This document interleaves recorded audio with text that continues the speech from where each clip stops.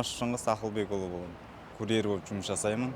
Осы 2022-де биыл жұмысқа кірдім.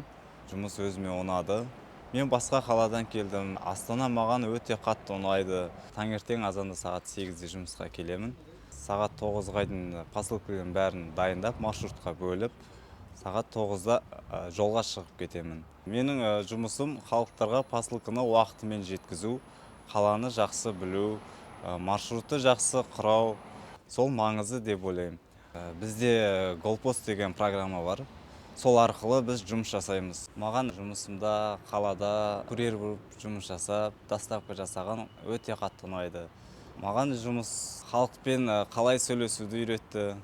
Менің арманым курьерден мансап сатысымен жоғары көтерілу.